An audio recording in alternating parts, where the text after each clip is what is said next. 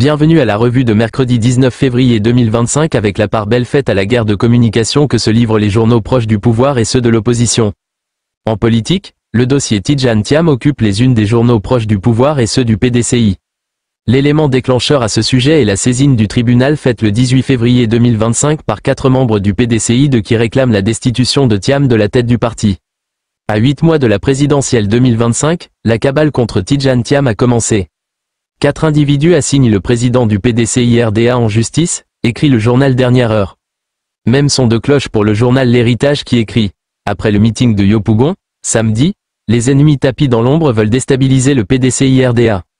Pourquoi la plainte contre Tidjane Thiam ne peut prospérer? Manœuvre contre Tidjane Thiam et le PDCI RDA, la justice a nouveau saisi pour annuler le congrès qui a élu Thiam, écrit le Nouveau Réveil.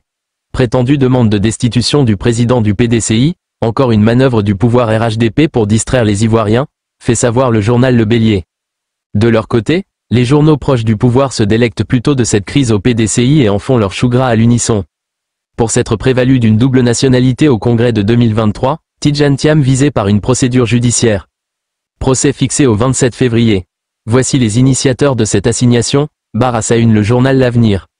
Si, c'est gâté au PDCI RDA, les héritiers de Bédier veulent brûler la maison. Assigné en justice par les militants de son parti, vers la destitution de Tidjane Thiam, écrit le journal L'Essor. Présidence du PDCI, des secrétaires de section portent plainte contre Thiam, écrit le Patriote.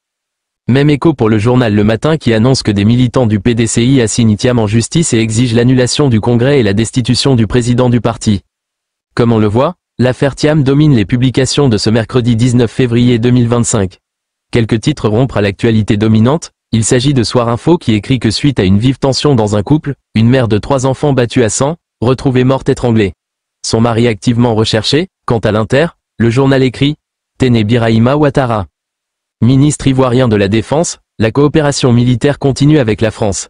Et qu'il n'y a pas de rupture entre la Côte d'Ivoire et la France, c'est tout pour l'essentiel de ce mercredi, rendez-vous pour une prochaine revue encore plus fouillée.